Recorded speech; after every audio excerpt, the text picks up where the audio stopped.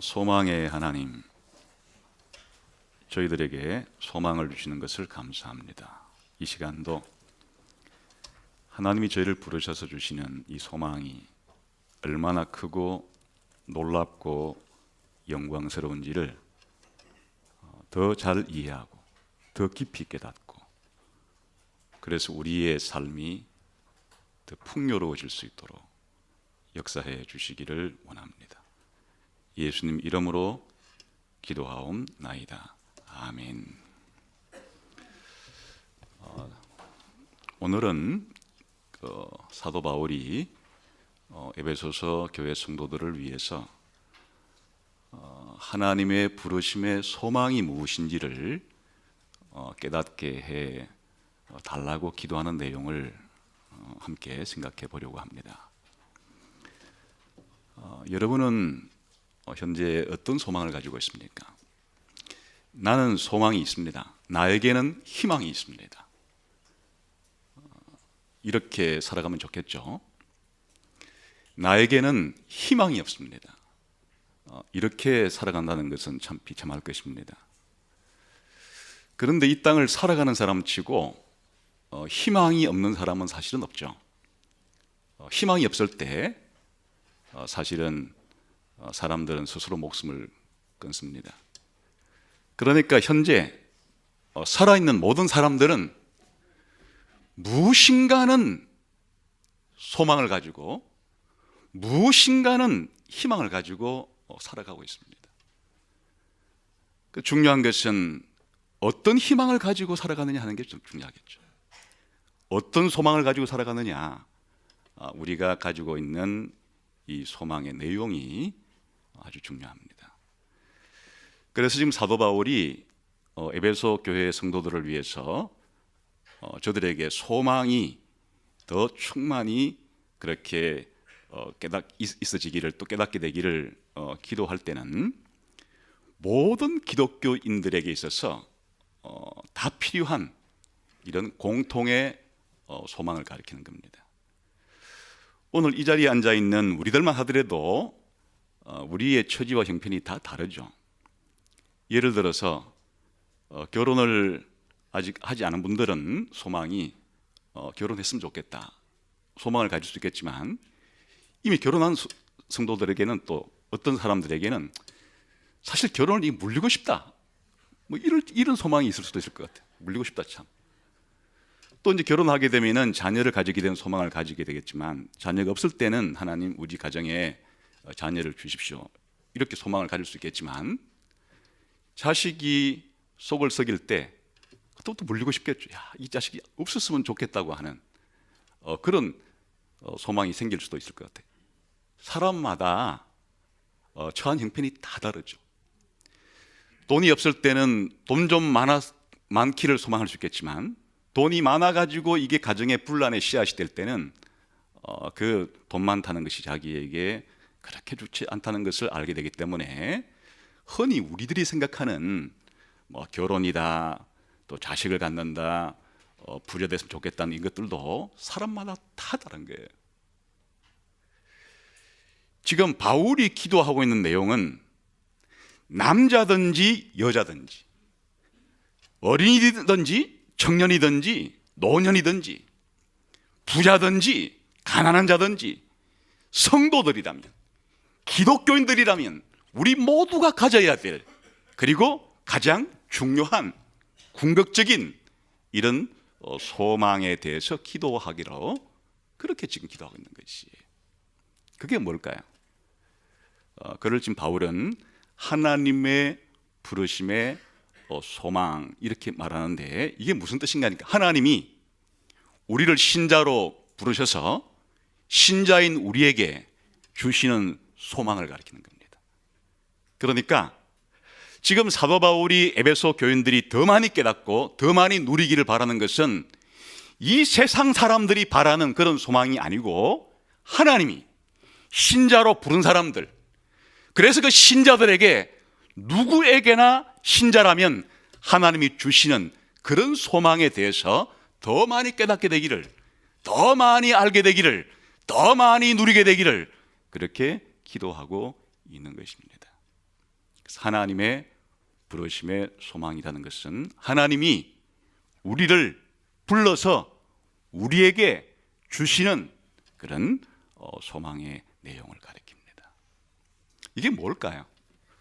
이제 바울은 에베소서 전체를 통해서 하나님의 부르심의 소망, 하나님 우리를 불러서 뭘 주시려고 하는지에 대해서 말하고 있지만 바울 서신 전체를 통해서 좀 더 넓은 문맥 속에서 바울이 이 소망에 대해서 말하는 것을 우리가 한번 들어보면 바울이 왜 에베소 교인들을 위해서도 이런 기도를 드리는지를 알 수 있을 것 같아요. 그래서 이제 사도 바울은 무엇의 소망이라는 이런 표현을 많이 쓰게 되는데 이럴 때 소망하는 행위를 말할 수도 있고 또 이 소망의 내용을 말할 수도 있어요. 그러니까 지금 이제 바울이 하는 이 말을 알아듣기 위해서 다른 몇 군데 성경을 좀 찾아보면 좋을 것 같은데 우리 한번 골로새서 1장을 한번 보겠습니다. 골로새서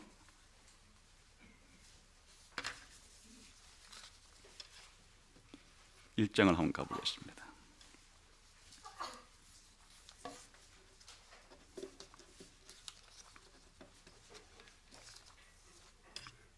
찾았으면은 1장 23절을 같이 한번 보겠습니다. 골로새서 1장 23절 같이 한번 읽어보겠습니다. 시작. 만일 너희가 믿음에 거하고 터 위에 굳게 서서 너희 들은 바 복음의 소망에서 흔들리지 아니하면 그리하리라. 여기 보니까 복음의 소망 이런 표현이 나오죠. 그러니까 무엇에 이렇게 말할 때는 굉장히 이해하기가 문맥상 어려워요. 예를 들어서 하나님의 사랑 이렇게 말할 때 하나님이 우리를 사랑한다는 뜻일 수도 있고 문맥상 또 우리가 하나님을 사랑해야 한다 할 수도 있고 그렇게 이제 무엇의 의라고 하는 이 소위격이 나올 때는 그 뜻을 이해하기가 좀 어려워요. 그래서 아까 하나님의 부르심의 소망 이래도 뜻이 좀 모호해지는 거고 또 여기서도 복음의 소망 이러니까 뜻이 모호해지거든요. 그럼 하나님께서 지금 사도 바울을 통해서 이제 에베소 교인들이 복음의 이 소망 가운데 견고하게 서 있기를 또 그렇게 이제 바랐는데 이 복음의 소망이라는 게 무엇인가 하면요. 그 앞에 1장 5절을 또 보겠습니다.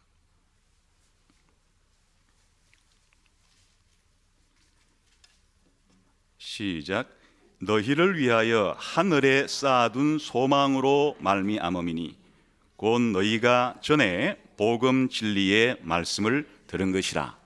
그러니까 지금 여기에 소망하고 복음이 무슨 관계가 있는가 하니까 복음을 들을 때 이 골로새서 교인들이 전에 복음의 말씀을 들었을 때 복음을 통해서 뭐가 생겨났다는 말입니까?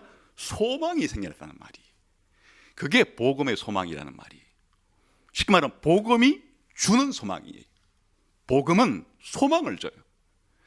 에베소 교인들에게 바울이 복음을 전했을 때 이 복음을 들은 에베소서 교인들이 복음을 믿고서 소망이 생겼어요.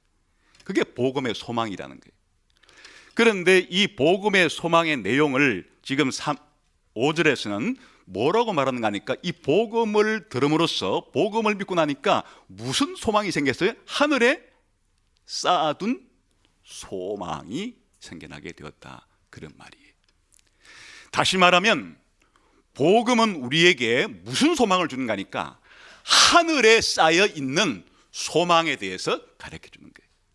하늘에 쌓여 있다 하는 표현은 장차 천국에서 영원한 천국에서 하나님이 우리에게 주실 그런 소망이라는 말과도 같은 말이에요. 그러니까 하나님께서 우리들에게 복음을 들려줄 때, 복음을 선포해 줄 때 뭘 가르쳐 주는가 하니까 하늘에 쌓여 있는 소망, 하늘에 쌓여 있는 이 천국에 대한 소망을 그렇게 전해주게 되는 것이고, 그래서 복음을 믿었을 때는 어떤 소망이 생기는가 하니까 복음을 믿음으로 생기는 소망은 하늘에 쌓아둔 소망을 가지게 된다. 그런 뜻이 되겠습니다.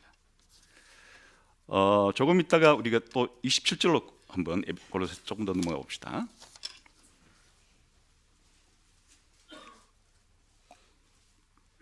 시작. 하나님이 그들로 하여금 이 비밀의 영광이 이방인 가운데 얼마나 풍성한지를 알게 하려 하십니다. 이 비밀은 너희 안에 계신 그리스도니 곧 영광의 소망이니라. 여기는 소망을 또 영광의 소망이라고 부르고 있어요. 그 무슨 말인가 하니까 이 소망은 영광을 바라는 것이에요. 그런데 이 영광은 지금 바울이 말하기를 어디 안에 있는가 하니까 너희 안에 계신 그리스도가 곧 영광의 소망이다. 무슨 말인가 하면 그리스도께서 우리 안에 계시건 우리가 그리스도 안에 계시건 이것은 이제 사도 바울이 늘 그리스도와의 연합을 가리키는 것이에요. 그러니까 우리가 가지고 있는 이 소망은 아주 영광스러운 그런 내용을 가지고 있는 소망인데 그 소망이 무엇인가 하니까 너희 안에 있는 그리스도가 이게 비밀이고 이것이 영광의 소망이에요. 무슨 말인가 하면 우리가 천국에 있는 하늘에 쌓아둔 소망을 우리가 어떻게 얻는가 하니까 그리스도 안에 있어야, 그리스도가 우리 안에 있어야, 우리가 그리스도 안에 있어야, 그리스도와 연합이 되어야 하늘에 쌓인 소망이 우리의 것이 되기 때문에 바로 이와 같은 내용, 그리스도와의 연합을 통해서 우리에게 주시는 이와 같은 소망을 다른 말로 영광의 소망이라, 장차 얻을 영광의 소망이라 그렇게 부르는데 그리스도가 우리 안에 계시고 우리가 그리스도 안에 있게 되면 받게 되는 영광의 소망을 이제 조금 뒤에는 풀어서 설명합니다. 3장 4절에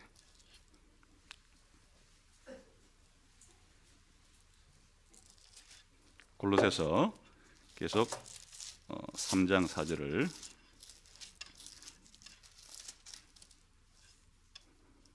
시작. 우리 생명이신 그리스도께서 나타나실 그때에 너희도 그와 함께 영광 중에 나타나리라. 그러니까 소망을 왜 영광의 소망이라고 부르는가 하면 그리스도가 너희 안에 계시면, 다시 말하면 그리스도와 연합이 되어 있으면 그리스도께서 장차 재림하실 때 우리도 어떻게 된다는 말이에요? 그리스도의 영광스러운 그와 같은 모습에 참여해서 우리도 그리스도와 같게 영광스러운 상태로 그렇게 되게 될 것이라는 것이에요.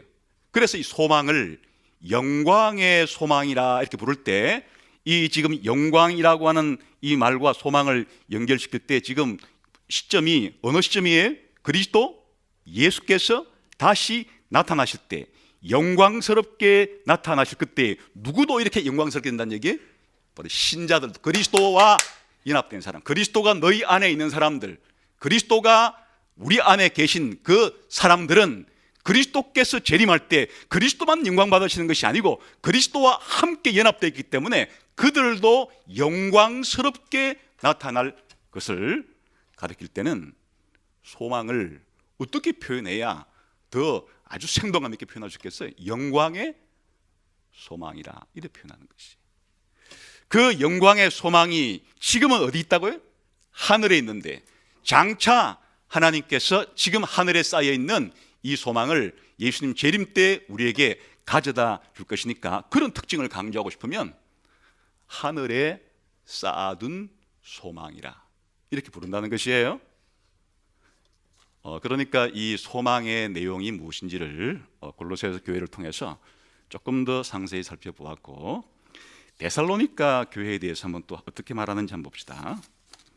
데살로니가 전서 1장을 가보겠습니다.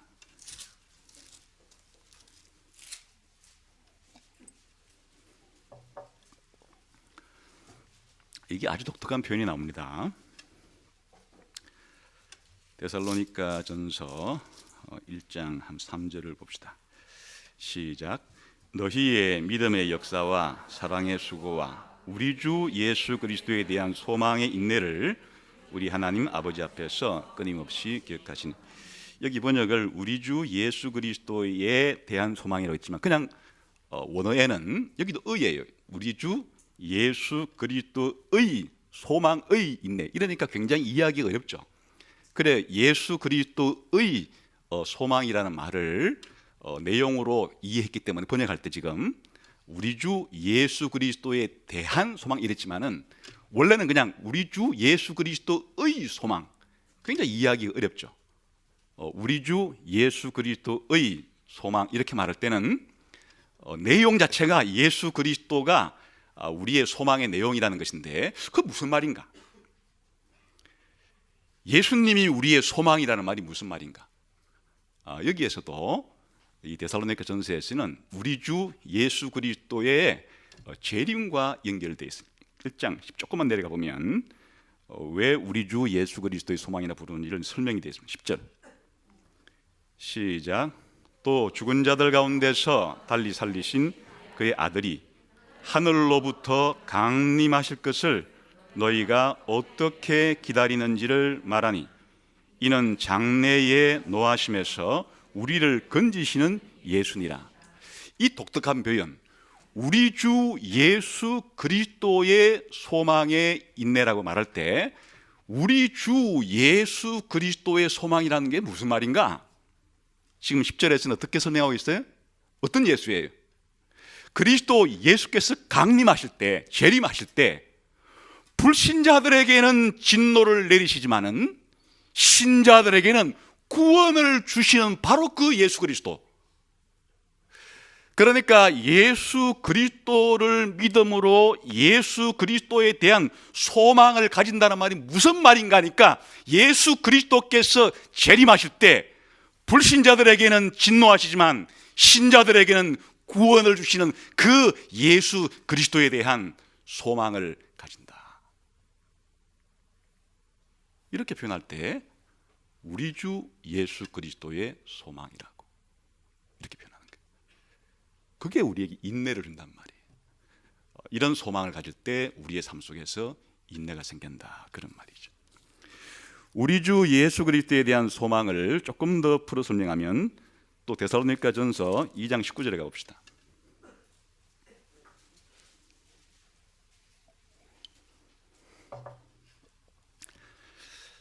19절 20절을 읽어볼까요? 시작. 우리의 소망이나 기쁨이나 자랑의 면류관이 무엇이냐? 그가 강림하실 때 우리 주 예수 앞에 너희가 아니냐? 너희는 우리의 영광이요 기쁨이다. 왜 우리 주 예수 그리스도의 소망이라고 부르는가 하니까 우리 주 예수 그리스도께서 강림하실 때 무슨 일이 생기는가 하면 이 데살로니가 성도들이 어떻게 된다는 것이에요?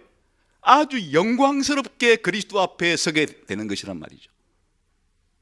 그래서 지금 우리가 뭘 소망하고 있는가 하면 사도 바울이 현재는 그런 모습은 아닌데 이 데살로니가 성도들이 그리스도께서 재림하실 때 그리스도 앞에 서게 될 거라는 거예요. 그리스도 앞에 서게 된 그 성도들이 바로 사도 바울이 생각하는 기쁨이고 영광이고 또 그렇게 되기를 지금 소망하고 있다. 이게 좀 무슨 말인지 조금 애매하죠. 이제 3장에 가게 되면 이 말이 무슨 말인지를 조금 더 구체적으로 설명이 되어 있습니다. 3장 13절을 읽어봅시다. 시작. 너희 마음을 굳건하게 하시고 우리 주 예수께서 그의 모든 성도와 함께 강림하실 때 하나님 우리 아버지 앞에서 거룩함에 흠이 없게 하시기를 원하노라. 더 구체적으로 설명이 되어 있어요. 우리 주 강림하실 때 하나님 앞에 서 있는 너희들이 나의 영광이고 기쁨이라 그랬는데 어떤 모습으로 좀 서 있다는 거예요? 그렇죠. 우리 주 예수 그리스도께서 재림하실 때 성도들은 어떤 모습으로 하나님 앞에 서 있게 되냐? 거룩하고 흠이 없는 이런 완전한 모습으로 서 있게 될 거라는 거예요. 그것이 우리 주 예수 그리스도의 소망이에요. 그리스도께서 소망하실 때 우리 신자들을 그와 같이 흠도 없고 점도 없는 완전한 그런 상태로 만들어 가지고 그렇게 세우시게 될 거다. 그에 대한 소망을 가지고 있는 것이. 우리 한번 그 다음에 이런 일이 언제 일어난다는 말인가? 데살로니가 전서 4장 가봅시다. 13절에서 18절까지.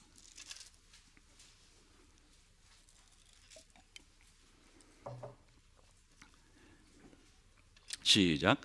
형제들아, 자는 자들에 관하여는 너희가 알지 못함을 우리가 원하지 아니하노니 이는 소망 없는 다른 이와 같이 슬퍼하지 않게 하려 함이라. 우리가 예수께서 죽으셨다가 다시 살아나심을 믿을진대 이와 같이 예수 안에서 자는 자들도 하나님이 그와 함께 데리고 오시리라. 우리가 주의 말씀으로 너희에게 이것을 말하노니 주께서 강림하실 때까지 우리 살아남아 있는 자도 결코 앞서지 못하리라. 주께서 호령과 천사장의 소리와 하나님의 나팔 소리로 친히 하늘로부터 강림하시리니 그리스도 안에서 죽은 자들이 먼저 일어나고 그 후에 우리 살아남은 자들도 그들과 함께 구름 속으로 끌어올려 공중에서 주를 영접하게 하시리니 그리하여 우리가 항상 주와 함께 있으리라. 그러므로 이러한 말로 서로 위로하라. 아까 지금 사도 바울이 가지고 있는 소망은 어떤 소망입니까? 그리스도께 재림하실 때 성도들이 그 앞에 거룩하고 온전하게 서게 되는데 여기 오해가 있을 수가 있어요. 예수님이 재림하실 때 살아 있어야 그렇게 되는 것인가?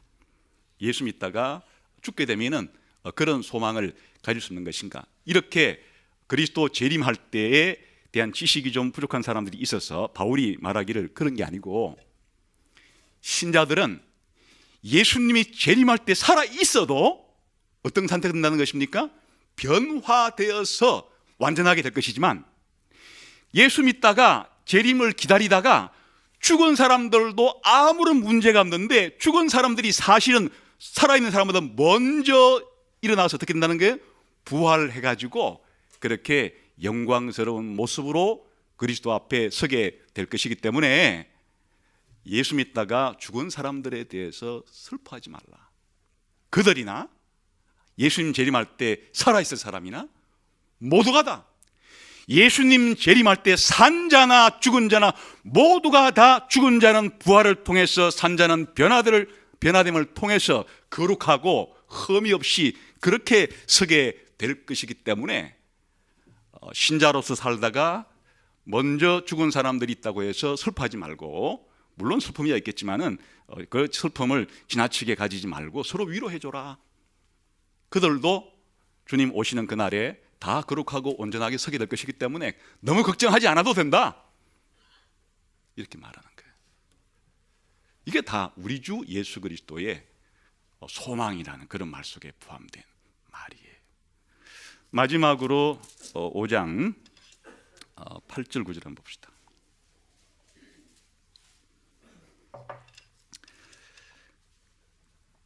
시작. 우리는 낮에 속하였으니 정신을 차리고 믿음과 사랑의 호신경을 붙이고 구원의 소망의 투구를 쓰자. 하나님이 우리를 세우심은 노하심에 이르게 하심이 아니요 우리 말미암아 구원을 받게 하심이라.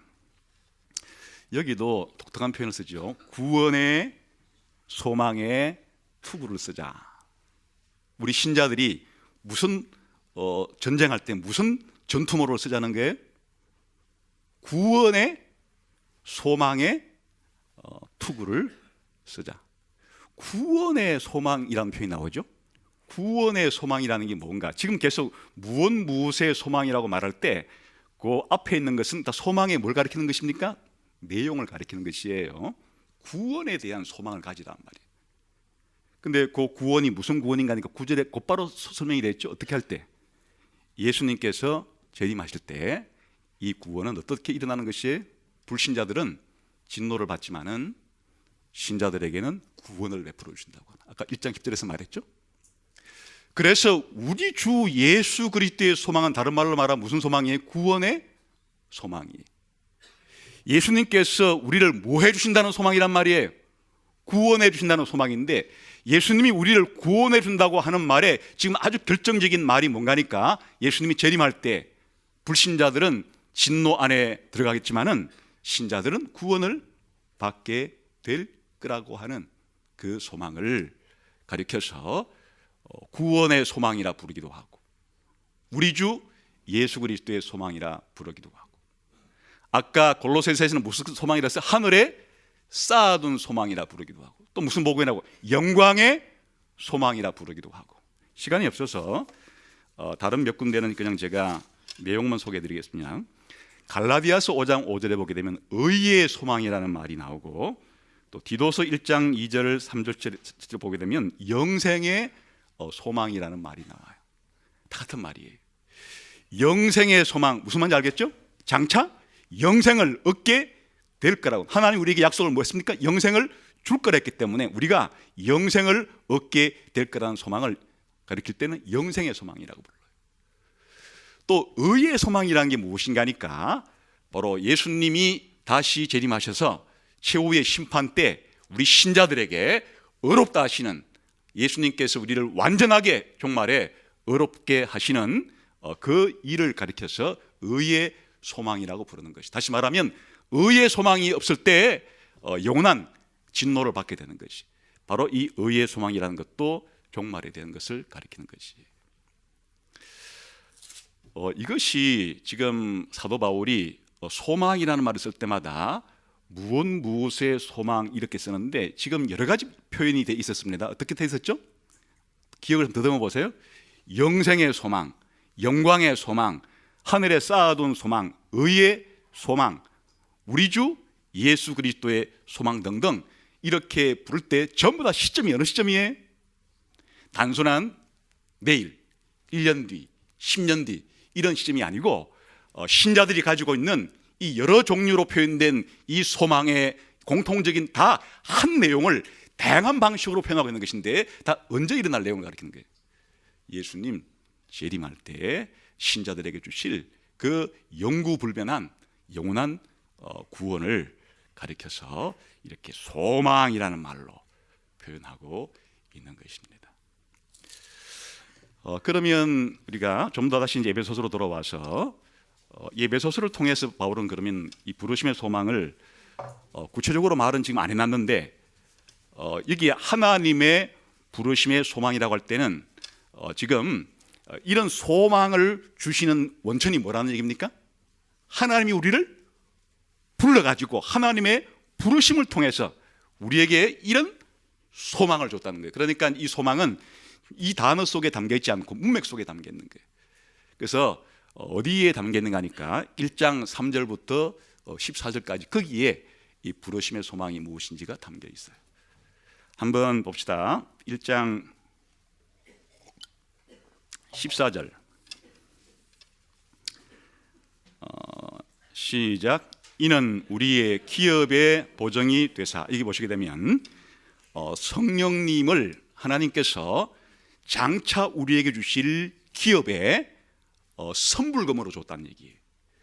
그러니까 여기서 하나님이 신자들에게 주신 기업이 뭘 가리키는 겁니까? 아까 전에 봤던 영생, 그리고 하늘에 쌓아둔 소망, 이런 게 다른 말로는 기업이란 말이에요. 하나님 주신 기업이라는 말이에요.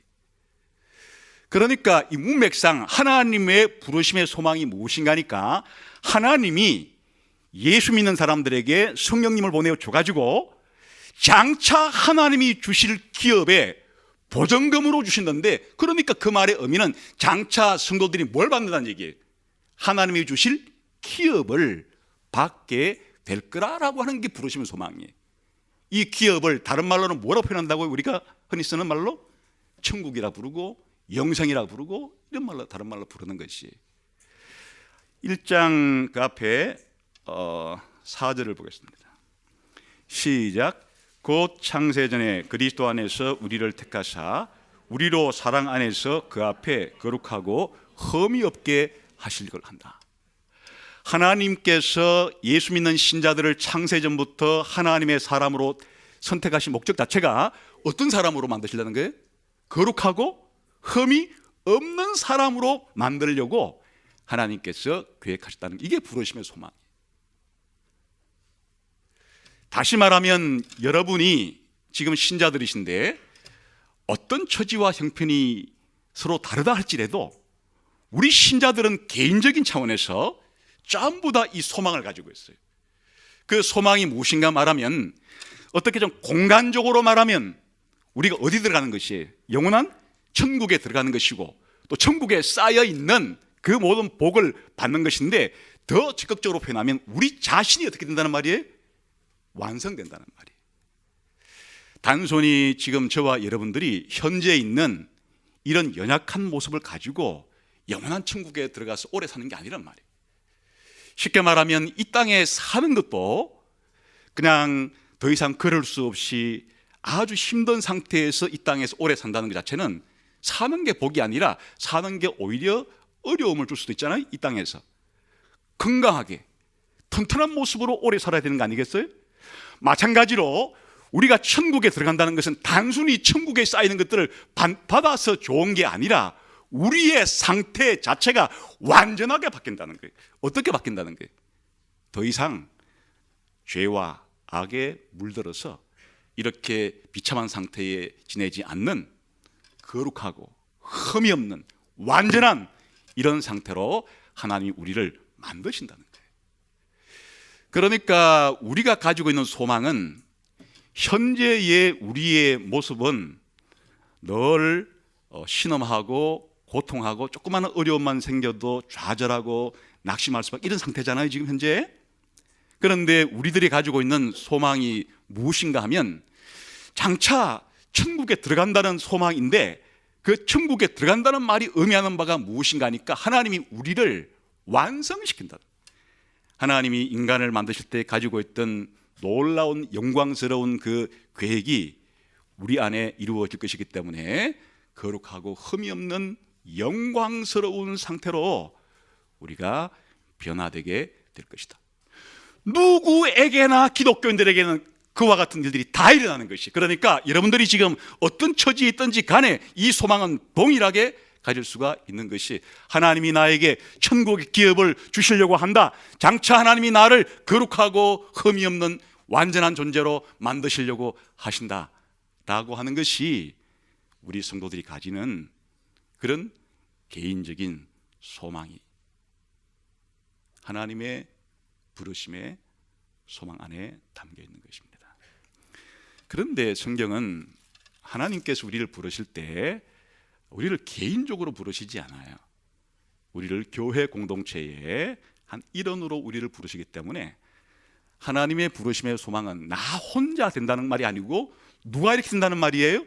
우리 모두가, 이 자리에 앉아있는 성도 가운데 어떤 특별한 사람은 특별한 성도이기 때문에 거룩하고 흠이 없이 되는데, 나머지 성도들은, 성도는 성도지만은 장차 주 예수님이 재림에서도 천국에 들어가셔도 그렇게 지지리 궁상을 뜨는 그런 신자가 된다는 말이 아니고, 교회의 회원이기만 하면, 그리스도의 몸된 교회의 지체로 부름받기만 하면 교회 공동체 전체가 하나님 앞에서 거룩하고 영광스럽게 세워지게 될 거라는 게 하나님의 부르심의 소망이에요.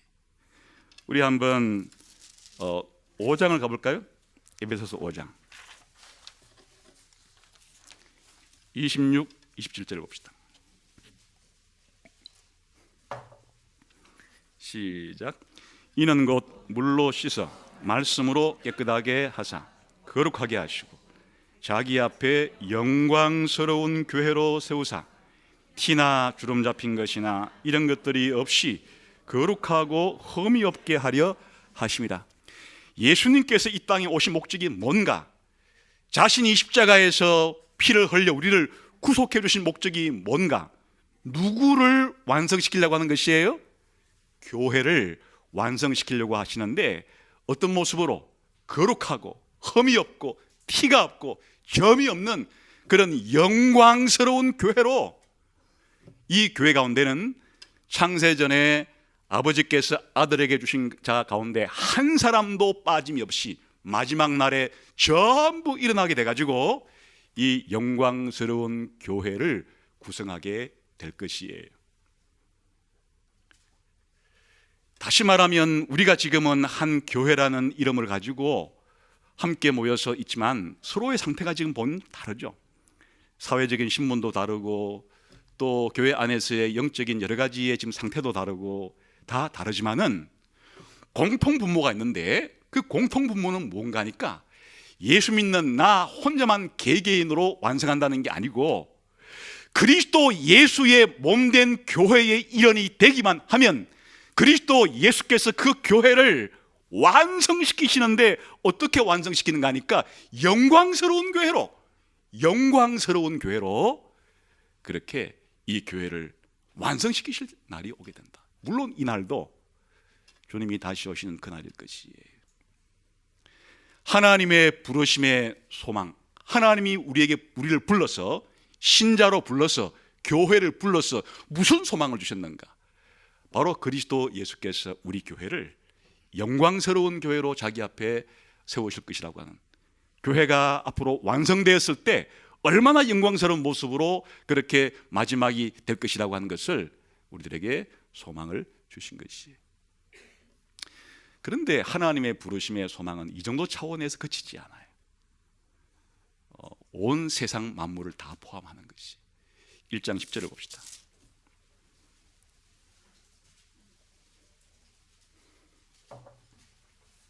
시작. 하늘에 있는 것이나 땅에 있는 것이 다 그리스도 안에서 통일되게 하려 하심이라. 지금 교회만 하더라도 상당한 통일이 이루어졌어요. 지금 에베소서가 하는 이야기는 원래 예수님 오기 전에 유대인과 이방인 사이에는 아주 큰 분열이 있었어요. 서로 적대감이 있었어요. 해소되지 않는 차별이 있고 분리가 있었어요. 근데 예수님 안에서 유대인이라고 불리는 사람이건 이방인이라고 불리는 사람이건 그리스도 안에서 통일을 이루었어요. 그게 교회예요. 그러니까 교회 안에서는 유대인이든 이방인이든 민족성과 피부 색깔이 문제가 되질 않아요. 쉽게 말하면, 더 구체적으로 말하면 교회 안에서는 부자든 가난한 자든 자유인이든 종이든지 통일이 되어버렸어요. 또 그리스도 안에서는 남자든 여자든 통일이 되어버렸어요. 그래서 교회만 하더라도 하나님이 이미 그리스도 안에서 엄청난 통일을 이루셨어요. 남자건 여자건 주인이건 종이건 유대인이건 이방인이건 교회 안에서는 그리스도 안에서 하나가 되는 통일이 이루어졌는데, 하나님이 통일시키려고 하는 것은 이 정도의 통일 정도가 아니라 하늘에 있는 것들과 땅에 있는 것들 전체도 그리스도 안에서 통일을 시키려고 한다. 아주 쉽게 말하면 이런 뜻이에요. 지금 사람과 자연 사이에도 분열이 있죠. 환경 파괴라는 게 뭐예요? 환경 오염이라는 게 뭡니까? 생태계 파괴라는 게 뭡니까? 지금 인간과 이 자연과의 관계도 몸살을 앓고 있어요. 우리 인간들이 자연을 뭔가 이용해서 우리 인간이 필요한 것들을 만들어내지 않으면 안 되는데, 또 그렇게 하다 보니까 이 자연에 대해서 피해를 주고 파괴를 일삼고 오염을 시킬 수밖에 없는, 그러니까 현재의 우리의 삶은 인간 사회와 자연 사회가, 자연이라고 하는 이 세계가 두 개가 온전하게 조화와 연합과 일치된 모습을 보지 못하고 있어요. 그래서 한쪽에서는 환경 파괴를 하지 말자고 피켓을 들기도 하고, 한쪽에서는 그래야 우리가 먹고 살 게 나오지 않냐고, 이렇게 인간과 환경 사이에, 인간과 자연 사이에 분리와 분열과 알지 못하는 이와 같은 나눔이 있어요. 그리스도 예수 안에서 하늘에 있는 것들과 땅에 있는 것들을 통일시키려고 한다는 이 소망은 장차 사람들만 예수님 안에서 통일되는 정도가 아니고, 사람들과 이 자연 사이에 있어서도 온전하고 완전한 조화와 연합과 통일이 있을 것을 말하고, 지금은 우리가 천사들과 우리 인간들 사이에서도 성경은 하나님께서 우리 천사들을 우리를 돕는 존재로 세웠다고 하지만은 우리의 연약함 때문에 잘 모르죠. 장차 하늘에 있는 세력이라고 불리는 천사들의 이와 같은 것들이나 우리 인간이나 이 자연이나 장차 하나님께서 그리스도 안에서 통일시킨다는 말이에요. 천사들의 세계와 사람들의 세계와 이 자연 만물의 모든 세계가 지금은 제각기 그렇게 우리가 온전한 통일과 연합을 볼 수 없어서 서로 갈등하고 서로 신음하고 있지만은, 장차 하나님께서 우리를 불러주신 소망은 개인적으로만 천국에 들어가고 개인적으로만 완성되는 차원이 아니라 교회 전체가 예수 그리스도 안에서 그렇게 통일이 이루어지고, 더 나아가서 천사들의 세계와 사람들의 세계와 자연 만물이 그리스도 안에서 조화와 연합과 일치와 통일을 이루는 그와 같은 소망을 우리에게 주셨다, 그런 말이. 그러니까 여러분, 기독교인들에게는 소망을 주셨어요. 기독교인들은 나에게는, 우리에게는, 이 세상에는 소망이 있다고 생각하는 사람들. 흔히 이 땅에, 오늘날의 한국 땅에 사는 젊은이들이 그렇게 이제는 연애하고 싶어도, 결혼하고 싶어도, 자식을 낳고 싶어도, 직장에 가고 싶어도 갈 수가 없는, 그 때문에 희망이 없다고 생각하고 희망을 포기하는 세대라고 말들을 해요. 그런데 하나님이 주시려고 하는 하나님의 부르심의 소망은 결혼한 사람이나 안 한 사람이나 상관이 없어요. 결혼했다고 해서 그것 자체가 이 소망에 비하면 빛을 발하는 소망이에요. 결혼 안 했다고 해서 이 소망을 못 가지는 소망이 아니에요. 다시 말하면 우리 기독교인이 가지는 소망은 직장이 있건 없건, 현직에서 일을 하건 은퇴했건, 아니면 현재 내가 건강하건 병들건, 기독교인에게 주신 하나님의 부르심의 소망은 너무나 크고 엄청나고 영광스러운 거기 때문에 세상이 주는 소망에 영향받지를 않아요. 세상이 주는 영향에 영향을 받지도 않고, 세상이 주는 영광과 비교하면 비교할 수도 없기 때문에 세상 사람들이 바라는 소망은 이 소망에 비하면 소망이라 이름을 붙일 가치와 자격도 없는 그런 소망이에요.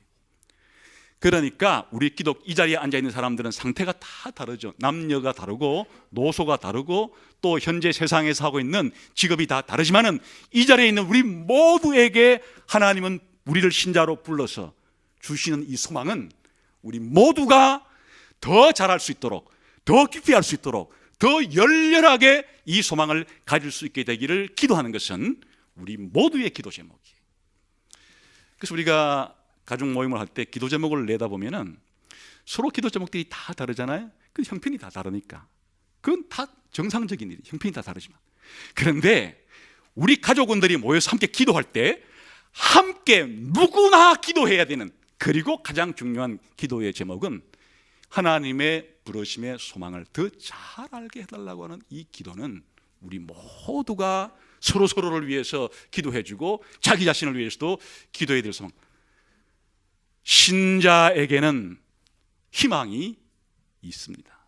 신자에게는 희망이 얼마나 크고 영광스러운지를 아는 것은 이 땅에서 신자답게 살아갈 수 있는 가장 중요한 비결이고 원천입니다.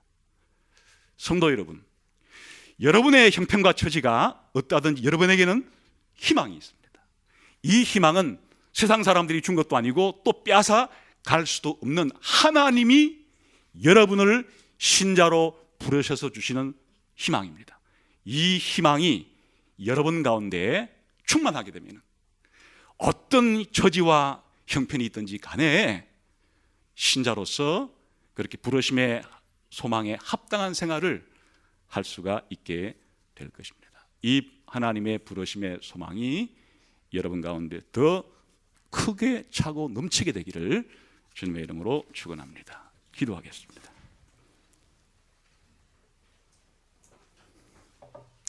하나님 아버지, 저를 예수 믿는 신자로 부르셨을 때 주신 이 소망을 지금 제가 알긴 아는데 더 잘 알기를 바랍니다. 더 분명하게 알기를 원합니다. 더 깊이 체험하기를 원합니다. 더 열렬하게 이 희망을 가지게 되기를 원합니다. 성령님을 주셔서 충만히 주셔서 이런 하나님의 부르심의 소망이 제 가운데, 우리 교회 가운데 더 충만해지게 해 주옵소서. 동성으로 같이 한번 기도하겠습니다.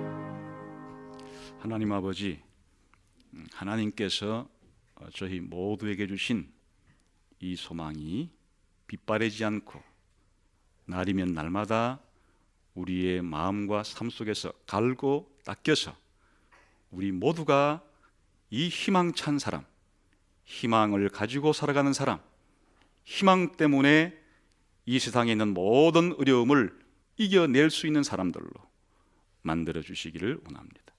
예수님 이름으로 기도하옵나이다. 아멘.